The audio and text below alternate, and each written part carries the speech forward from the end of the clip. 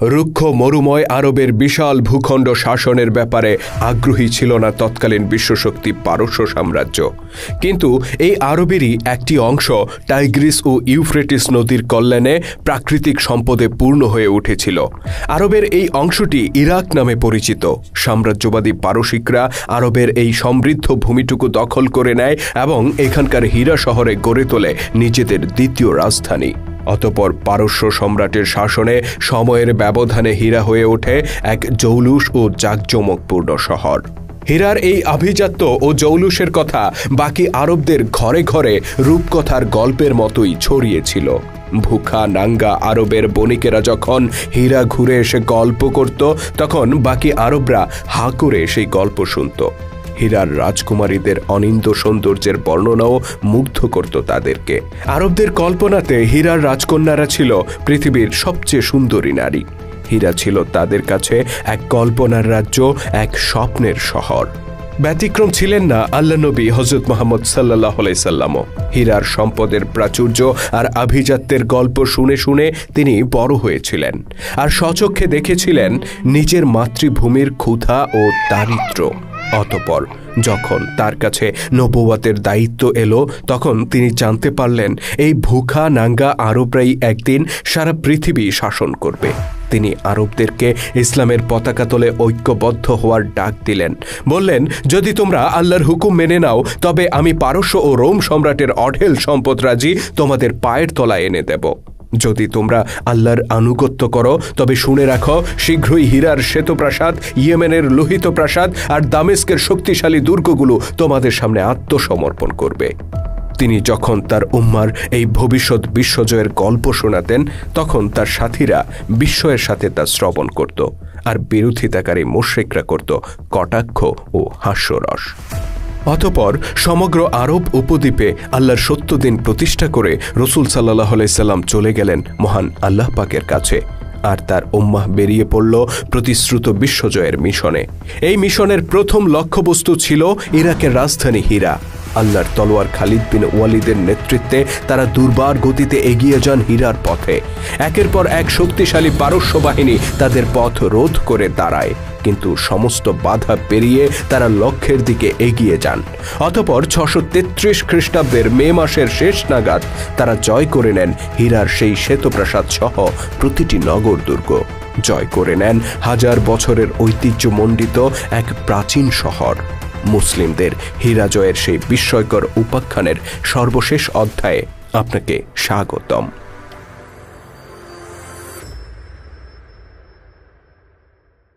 ধারাবাহিক এই আয়োজনের প্রতিটি ভিডিও পূর্ববর্তী ভিডিওর সাথে সম্পর্কযুক্ত।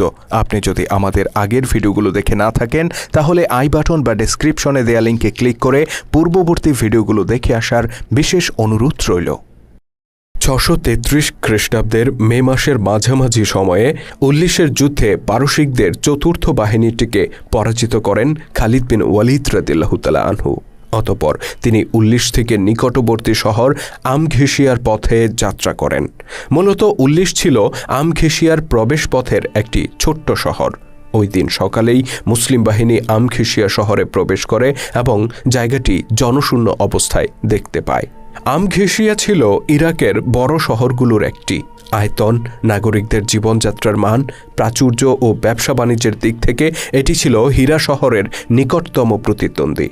মুসলিমরা শহরটিকে অক্ষত অবস্থায় দেখতে পায় এবং দোকানপাট ও বাণিজ্য কেন্দ্রগুলোতে মালামালের প্রাচুর্য লক্ষ্য করে, কিন্তু কোথাও জনমানবের কোনো চিহ্ন পাওয়া যায় না। বস্তুত আমঘেসিয়ার পুরুষ নাগরিকেরা উল্লিশের যুদ্ধে অংশ নিয়েছে, আর মোটামুটি সবাই সেখানে মারা গিয়েছে। অবশিষ্ট যারা ছিল তারা মূলত নারী, শিশু ও বৃদ্ধ। মুসলিম বাহিনীর আগমনের সংবাদ শুনেই তারা পার্শ্ববর্তী নিরাপদ এলাকায় গিয়ে আশ্রয় নিয়েছে। মুসলিমরা আমঘেসিয়ার ধন সম্পদকে গনিমতের মাল হিসেবেই গ্রহণ করে। এই সম্পদের প্রাচুর্য দেখে মরুবাসী সরলপ্রাণ মুসলিমরা বিস্মিত হয়ে পড়ে। ধারণা করা হয় ইরাকে এ যাবৎ সংঘটিত 4টি যুদ্ধে যে পরিমাণ গনিমত মুসলিম বাহিনীর হস্তগত হয়েছিল, তার সমপরিমাণ সম্পদ তাদের হস্তগত হয় শুধুমাত্র পরিত্যক্ত আমঘেসিয়া শহরে। প্রথা মাফিক এই সম্পদের 5 ভাগের 4 ভাগ সৈনিকদের মধ্যে বিতরণ করা হয় এবং বাকি 1 ভাগ রাষ্ট্রের অংশ হিসেবে মদিনায় প্রেরণ করা হয়। ইতিমধ্যে ইরাক থেকে রাজধানী মদিনায় সম্পদ আসার বিষয়টি নিয়মিত ঘটনা হয়ে দাঁড়িয়েছে।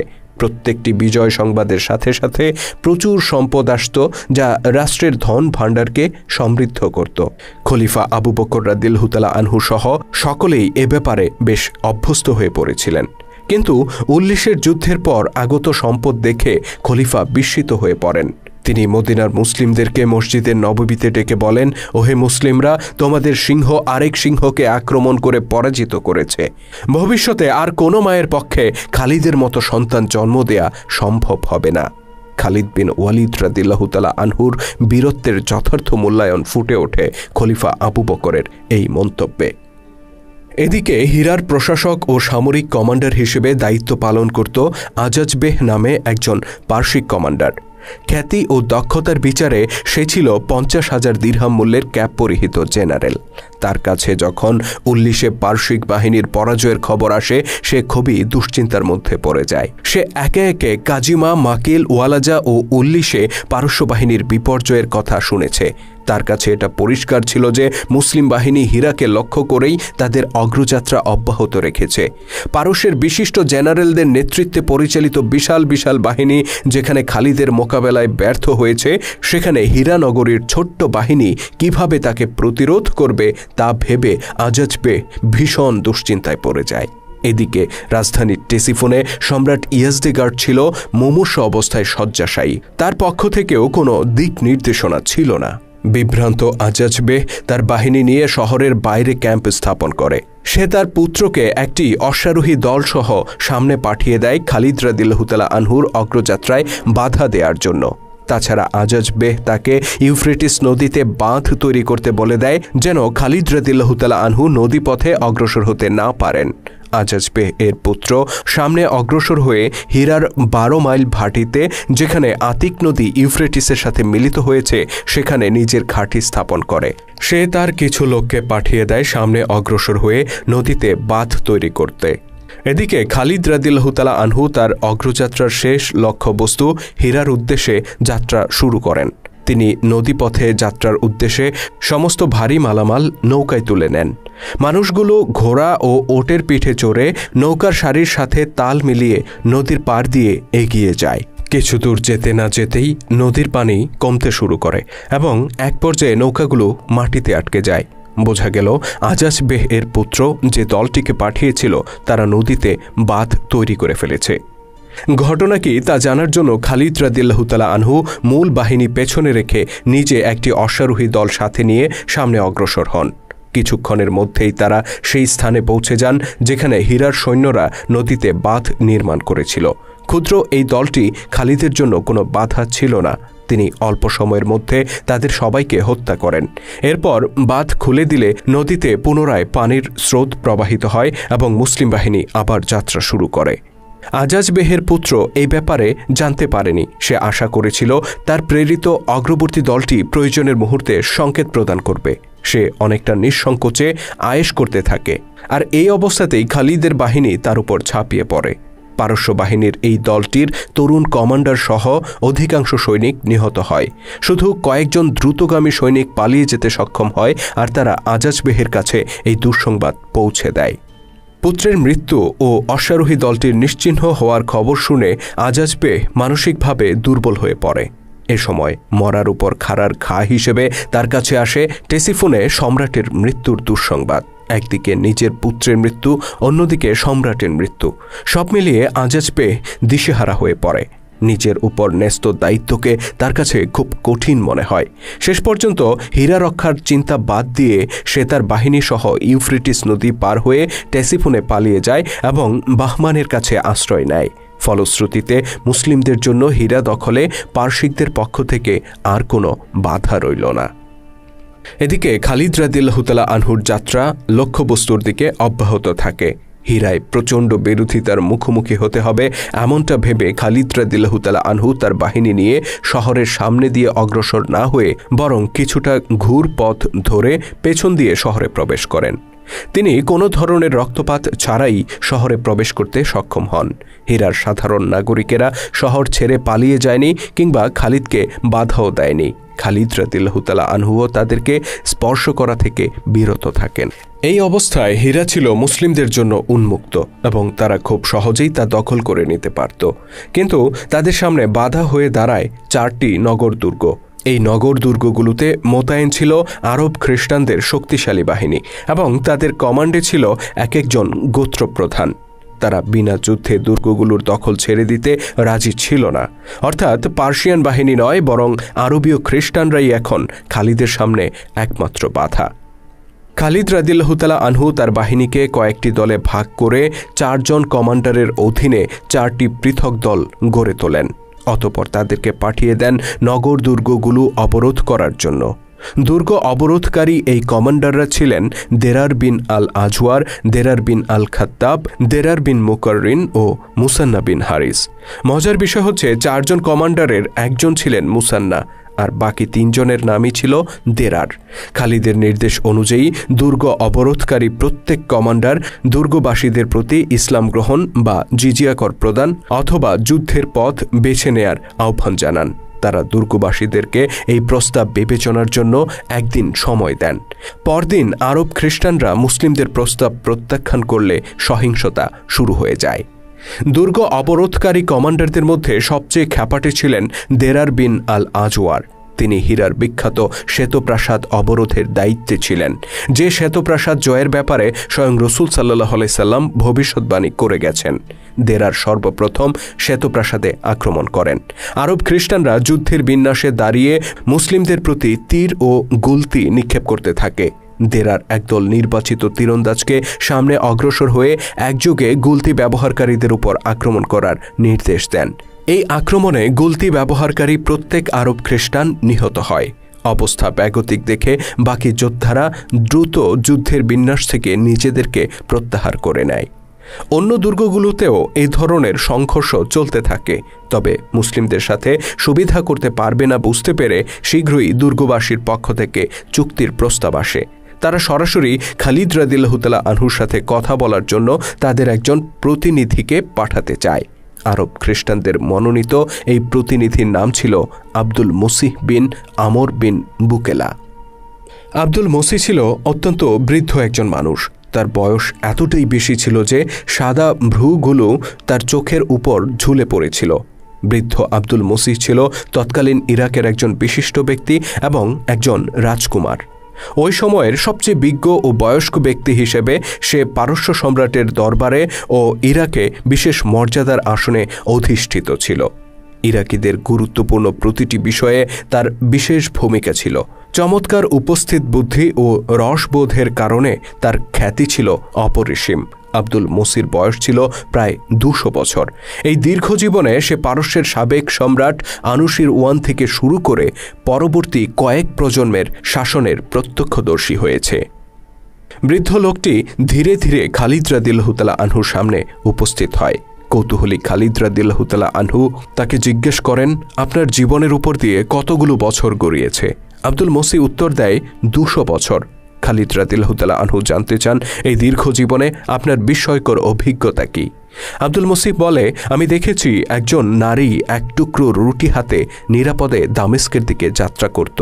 লোকটি মূলত সম্রাট আনুশির ওয়ানের শাসনকালের আইন শৃঙ্খলা পরিস্থিতি ও জনজীবনের নিরাপত্তার দিকে ইঙ্গিত করে। সম্ভবত সে বোঝাতে চেয়েছিল প্রয়াত পারস্য সম্রাট তার প্রজাদেরকে যে শান্তি ও নিরাপত্তা দিয়েছিল, ইসলাম তা কখনো দিতে পারবে না। তার এমন উত্তরে খালিদ রাদিয়াল্লাহু তাআলা আনহু কিছুটা অস্বস্তি বোধ করেন। তিনি খানিকটা বিরক্ত হয়ে বলেন, আপনি কি আপনার এই দীর্ঘ জীবনে বার্ধক্য ছাড়া আর কিছুই অর্জন করেননি? আমি শুনেছিলাম হীরার লোকজন ধূর্ত ও চালাক, কিন্তু তারা এমন একজন লোককে আমার কাছে পাঠিয়েছে যে কিনা তার নিজের উৎপত্তি সম্পর্কেই ধারণা রাখে না। লোকটি প্রতিবাদ করে বলে, ওহে কমান্ডার, আমি ভালো করেই জানি আমার উৎপত্তি কোথা থেকে। খালিদ জিজ্ঞেস করেন, কোথা থেকে? লোকটি বলে, আমার পিতার শির দ্বারা থেকে। খালিদ পুনরায় জিজ্ঞেস করেন, কোথা থেকে আপনার উৎপত্তি? এবার লোকটি উত্তর দেয়, আমার মায়ের গর্ভ থেকে। খালিদ বলেন, আপনি এখন কোথায় যাচ্ছেন? রসিক লোকটি উত্তর দেয়, সামনের দিকে। খালিদ জানতে চান, আপনার সামনে কি? লোকটি বলে, সমাপ্তি। এতক্ষণে খালিদের মেজাজ বেশ তেতে উঠেছে। তিনি লোকটিকে অভিশাপ দিয়ে বলেন, দুর্ভাগ্য আপনার, আপনি কোথায় দাঁড়িয়ে আছেন? লোকটি বলে, মাটির উপর। আবার অভিশাপ দিয়ে খালিদ রাদিয়াল্লাহু তাআলা আনহু বলেন, দুর্ভাগ্য আপনার, আপনি কি অবস্থায় আছেন? লোকটি বলে, আমি কাপড় পরে আছি। খালিদ রাদিয়াল্লাহু তাআলা আনহুর এবার ধৈর্যচ্যুতির উপক্রম হয়। তবু তিনি নিজেকে নিয়ন্ত্রণ করেন এবং বলেন, আমি আপনাকে মাত্র কয়েকটা প্রশ্ন করব। লোকটি বলে, আমি কেবল সেগুলোর উত্তর দেব। বিরক্ত খালিদ বিড়বিড় করে বলেন, এই পৃথিবীতে নির্বোধদের কোনো জায়গা নেই, আর বুদ্ধিমান লোকেরাই পৃথিবীটাকে ধ্বংস করে। আমি জানি না কেন আপনার লোকেরা আপনাকে আমার কাছে পাঠিয়েছে, তারা তো আমার চেয়ে আপনাকে বেশি জানে। আব্দুল মসিহ বিনয়ের সাথে বলে, ওহে কমান্ডার, ওট নয় বরং পিঁপড়াই জানে তার গর্তের ভিতরে কি আছে। এই উত্তরটি খালিদ রাদিয়াল্লাহু তাআলা আনহুর মধ্যে একটা উপলব্ধির সৃষ্টি করে। তিনি বুঝতে পারেন যে তিনি একজন অসাধারণ ব্যক্তিত্বের সামনে দাঁড়িয়ে কথা বলছেন। তিনি এটাও উপলব্ধি করেন লোকটির প্রতিটি উত্তর অর্থপূর্ণ এবং তার পরিবেশনাও কৌতুকময়। গলার আওয়াজ কিছুটা নরম করে তিনি বিজ্ঞ ব্যক্তিটির সাথে গল্প জমিয়ে দেন। তিনি আগ্রহের সাথে বলেন, আপনার জীবনের কিছু স্মরণীয় ঘটনা আমাকে বলুন। আব্দুল মসির দৃষ্টি যেন হঠাৎ করেই উদাস হয়ে যায়।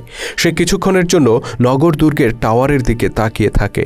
তারপর বলে, আমার মনে আছে এমন এক সময় ছিল যখন চীন থেকে জাহাজ এসে এই নগরের দুর্গের পেছনে ভিড়ত। লোকটি আবারও সম্রাট আনুশিরওয়ানের সোনালী যুগে ফিরে যায় এবং নিজের জীবনের সুন্দর স্মৃতিগুলো স্মরণ করতে থাকে। এভাবে বেশ কিছুক্ষণ চলতে থাকে ব্যক্তিগত আলাপ আলোচনা। অতঃপর খালিদ রাদিয়াল্লাহু তাআলা আনহু কাজের কথায় আসেন। তিনি বলেন, আমি আপনাকে আল্লাহর পথে আহ্বান করছি। ইসলাম গ্রহণ করলে আপনি মুসলিম হবেন। তাহলে আমরা যেমন সফলকাম হচ্ছি, আপনিও তেমনি সফলকাম হবেন। আর যদি তা না করেন তাহলে জিজিয়া কর প্রদান করতে হবে। আর যদি তাও না করেন তাহলে যুদ্ধই আমাদের ফয়সালা এনে দেবে। আব্দুল মসিহ জানান, যুদ্ধ করার কোনো ইচ্ছা তাদের নেই, আর এই মুহূর্তে তারা নিজেদের ধর্মবিশ্বাসও ত্যাগ করতে প্রস্তুত নয়। তারা বরং জিজিয়া প্রদানের ব্যাপারে আগ্রহী। কথোপকথন এখানেই শেষ। তৈরি হয়ে যায় চুক্তিপত্র। খালিদ রাদিয়াল্লাহু তাআলা আনহু বিজ্ঞ লোকটিকে বিদায় দেওয়ার ঠিক আগ মুহূর্তে লক্ষ্য করেন তার পেছনে দাঁড়িয়ে থাকা ভৃত্যের বেল্টের সাথে ঝুলে আছে একটা ছোট্ট থলে। খালিদ রাদিয়াল্লাহু তাআলা আনহু কাছে গিয়ে থলেটি হাতে নেন এবং তালুর উপর ঢেলে জিজ্ঞেস করেন, এগুলো কি? আব্দুল মসিহ জানায়, এগুলো এক ধরনের বিষ যা তাৎক্ষণিকভাবে কাজ করে। কৌতূহলী খালিদ রাদিয়াল্লাহু তাআলা আনহু বিষ নিয়ে এখানে আসার কারণ জানতে চান। আব্দুল মসিহ বলে, আমাদের মধ্যকার আলোচনা এত সুন্দরভাবে শেষ হবে তা আমার ধারণা ছিল না। আমি আশঙ্কা করেছিলাম হয়তো আমার গোত্রের লোকদের জন্য কোনো সুখবর না নিয়েই আমাকে ফিরে যেতে হবে। সেক্ষেত্রে আমি নিজের চোখে আমার লোকজন ও জন্মভূমির দুর্দশা দেখার চেয়ে বরং মৃত্যুকেই শ্রেয় মনে করতাম। মাতৃভূমি ও নিজের লোকদের প্রতি বৃদ্ধ মানুষটির ভালোবাসা দেখে খালিদ রাদিয়াল্লাহু তাআলা আনহু মুগ্ধ হয়ে যান। চুক্তিটি স্বাক্ষরিত হয় 633 খ্রিস্টাব্দের মে মাসের শেষ দিকে। চুক্তি স্বাক্ষরের পর নগরের সবগুলো দুর্গের সদর দরজা খুলে যায়। হীরায় ফিরে আসে শান্তি। আর এর মধ্য দিয়েই খালিদ রাদিয়াল্লাহু তাআলা আনহু অর্জন করেন খলিফা আবু বকর রাদিয়াল্লাহু তাআলা আনহুর দেয়া মিশন। এই মিশন অর্জন করতে তাকে 4টি রক্তক্ষয়ী যুদ্ধ আর বেশ কিছু বিচ্ছিন্ন সংঘর্ষের মুখোমুখি হতে হয়েছে। আর এই যুদ্ধগুলোতে মুসলিম বাহিনীর ক্ষয়ক্ষতি ছিল একেবারে সামান্য। নিঃসন্দেহে এটা মহান আল্লাহ পাকের সাহায্য ছাড়া আর কিছুই নয়। খালিদ রাদিয়াল্লাহু তাআলা আনহু তার যোদ্ধাদেরকে নিয়ে আল্লাহর দরবারে শুকরিয়া জানিয়ে 8 রাকাত শুকরানা সালাহ আদায় করেন। স্বাক্ষরিত চুক্তি অনুযায়ী হীরার অধিবাসীরা ইসলামী রাষ্ট্রকে প্রতি বছর 1,90,000 দিরহাম জিজিয়া কর প্রদান করবে। এই চুক্তির আরও বেশ কিছু শর্ত ছিল। একটি ছিল এই যে হীরাবাসী মুসলিম বাহিনীকে ঘোড়ার পিঠের একটি জিন সংগ্রহ করবে। উল্লেখ্য যে মুসলিমদের একটি জিনের ঘাটতি ছিল। যুদ্ধের ইতিহাসে দেখা যায় বিজয়ী বাহিনী বিজিত শহরে প্রবেশ করে প্রথমেই লুটপাট চালায়। বিজয়ী যোদ্ধারা যা খুশি তা ছিনিয়ে নেয়। কিন্তু ইসলামের প্রকৃত আদর্শ যখন প্রতিষ্ঠিত ছিল তখন বিজিত অঞ্চলের লোকদের প্রতি মুসলিম যোদ্ধাদের আচরণ কেমন ছিল তা এই ঘটনা থেকে ধারণা করা যায়। তারা ঘোড়ার একটি জিনও জোর করে লুটে নেননি, বরং চুক্তিপত্রের মাধ্যমে তা গ্রহণ করেছেন। চুক্তির আরেকটি মজার শর্ত ছিল জনৈক রাজকুমারীকে নিয়ে। এ ব্যাপারে বিস্তারিত জানতে হলে রসুল সাল্লাল্লাহু আলাইহি সাল্লামের সময়ে ফিরে যেতে হবে। একদিন রাসূলুল্লাহ সাল্লাল্লাহু আলাইহি সাল্লাম কিছু অনুসারীকে নিয়ে গল্প করছিলেন। কথা প্রসঙ্গে পার্শ্ববর্তী দেশগুলোর কথা উঠলে তিনি মন্তব্য করেন যে মুসলিমরা শীঘ্রই হীরা জয় করবে। একথা শুনে সুবিল নামে একজন সরলপ্রাণ ব্যক্তি আগ্রহ সহকারে জিজ্ঞেস করেন, হে আল্লাহর বাণীবাহক, আমরা হীরা জয় করলে আমি কি কিরামা বিনতে আব্দুল মুসিকে নিজের স্ত্রী হিসেবে পাব? পূর্বোক্ত বৃদ্ধ আব্দুল মুসির কন্যা কিরামা ছিল একজন রাজকুমারী। আরবের লোকেরা তাকে পৃথিবীর সবচেয়ে সুন্দরী নারী হিসেবে জানত। রাসূল সাল্লাল্লাহু আলাইহি সাল্লাম হেসে উত্তর দিয়েছিলেন, হ্যাঁ, তুমি চাইলে সে তোমারই হবে। হীরা এখন মুসলিমদের দখলে। আব্দুল মুসির সঙ্গে খালিদ রাদিয়াল্লাহু তাআলা আনহুর কথোপকথন ও সম্ভাব্য চুক্তি স্বাক্ষরের কথা শুনে পূর্বোক্ত সুবিল খালিদ রাদিয়াল্লাহু তাআলা আনহুর সাথে সাক্ষাৎ করেন। তিনি বলেন, ওহে কমান্ডার, হীরা আত্মসমর্পণ করলে আমি কি কিরামা বিনতে আব্দুল মুসিকে পাব? আল্লাহর বাণীবাহক আমাকে প্রতিশ্রুতি দিয়েছিলেন সে আমার হবে। রাসূলুল্লাহ সাল্লাল্লাহু আলাইহি সাল্লামের পক্ষ থেকে এরূপ প্রতিশ্রুতির কথা খালিদ রাদিয়াল্লাহু তাআলা আনহু শুরুতে বিশ্বাস করতে পারেন না। তিনি বলেন, তোমার কি এ ব্যাপারে কোনো সাক্ষী আছে? সুবিল বলে, হ্যাঁ, আল্লাহর কসম আমার সাক্ষী আছে। একথা বলে তিনি সাক্ষী হাজির করেন। সাক্ষীদের বক্তব্য শুনে সুবিলের দাবির ব্যাপারে খালিদ রাদিয়াল্লাহু তাআলা আনহুর মনে আর কোনো সন্দেহ থাকে না। অতঃপর তিনি চুক্তিপত্রে এই শর্তটি যোগ করেন যে কিরামা বিনতে আব্দুল মুসিহকে সুবিলের হাতে তুলে দিতে হবে। এই খবর শুনে আব্দুল মুসির প্রাসাদের নারীরা বিলাপ করতে শুরু করে যে রাজকুমারী রাজপ্রাসাদের ঐশ্বর্য ও মনোরম পরিবেশে জীবন অতিবাহিত করেছে তাকে কিভাবে একজন মরুবাসীর হাতে তুলে দেয়া যায়। ব্যাপারটি আরও হাস্যকর হয়ে ওঠে এই জন্য যে কিরামা ছিল একজন ৮০ বছর বয়সের বৃদ্ধা। এক সময় নিঃসন্দেহে সে সমকালের সবচেয়ে সুন্দরী নারী ছিল, কিন্তু সে তো অনেক বছর আগের কথা। অবশ্য রাজকুমারী কিরামা নিজেই এই সমস্যার সমাধান বের করে। সে বলে, আমাকে লোকটির কাছে নিয়ে যাওয়া হোক। বোকা লোকটি হয়তো আমার অতীত সৌন্দর্যের কথা শুনেছে এবং ভেবেছে সৌন্দর্যের কোনো ক্ষয় নেই। কিরামা একজন দাসীকে সাথে নিয়ে তার প্রাসাদ ত্যাগ করে। এদিকে সুবিল অধীর আগ্রহে তার পুরস্কারের জন্য অপেক্ষা করতে থাকে। কিরামা তার সামনে হাজির হলে বেচারা সুবিল তার কাঙ্ক্ষিত রমণীর দিকে এক নজর তাকিয়েই শোকে দুঃখে নির্বাক হয়ে যায়। অতঃপর রাজকুমারী কিরামা বলে, একজন বৃদ্ধা মহিলাকে দিয়ে তুমি কি করবে? আমাকে বরং ফিরে যেতে দাও। সুবিল তার সামনে মুক্তিপণ আদায়ের একটা সুযোগ দেখতে পান। তিনি বলেন, আগে আমার শর্ত পূরণ করতে হবে, তবেই তুমি ফিরে যেতে পারবে। রাজকুমারী জানতে চায়, কি শর্ত তোমার? কত মুক্তিপণ চাও তুমি? সুবিল খুব গম্ভীরভাবে উত্তর দেন, 1000 দিরহাম দিতে হবে। 1 দিরহাম কম দিলেও আমি তোমাকে ছাড়ব না। ধূর্ত মহিলাটি বিস্ময়ের ভান ধরে বলে, 1000 দিরহাম? 1 দিরহামও কম নয়? সুবিল অধিক গম্ভীর সুরে বলেন, হ্যাঁ, 1 দিরহাম কম দিলেও যদি আমি তোমাকে ছাড়ি তবে আমি সুবিলের মায়ের পুত্র নয়। রাজকুমারী দ্রুত 1000 দিরহাম সুবিলের হাতে দিয়ে প্রাসাদে ফিরে যায়। সুবিল তার সহযোদ্ধাদের কাছে গিয়ে খুব গর্বের সাথে সম্পূর্ণ ঘটনা বর্ণনা করে। সবকিছু শুনে তার বন্ধুরা হাসিতে ফেটে পড়ে। তারা বলে, তুমি চাইলে আরও অনেক বেশি দিরহাম তার কাছ থেকে নিতে পারতে, কেননা সে একজন রাজকুমারী। তাদের এই মন্তব্য শুনে সহজ সরল লোকটি হতভম্ব হয়ে পড়েন। তিনি বলেন, আমি আসলে জানতামই না 1000-এর চেয়েও বড় কোনো সংখ্যা আছে। জানলে নিশ্চয়ই আমি আরও বেশি মুক্তিপণ চাইতাম। এই গল্প শুনে খালিদ রাদিয়াল্লাহু তাআলা আনহুও প্রাণ খুলে হাসেন। হীরা হস্তগত হওয়ার পর খালিদ রাদিয়াল্লাহু তাআলা আনহু ইরাকের অন্যান্য এলাকার দিকে দৃষ্টি নিক্ষেপ করেন। নিকটবর্তী জেলাগুলো দিয়ে তিনি পরবর্তী পদক্ষেপ শুরু করেন। শহরের মেয়র ও বিজ্ঞ ব্যক্তিদের কাছে চিঠি লিখে স্পষ্টভাবে তিনি 3টি বিকল্প রাখেন: ইসলাম গ্রহণ, অথবা জিজিয়া প্রদান, অথবা তরবারির মোকাবেলা। হীরার আশেপাশের শহরগুলো সহজেই আত্মসমর্পণ করে।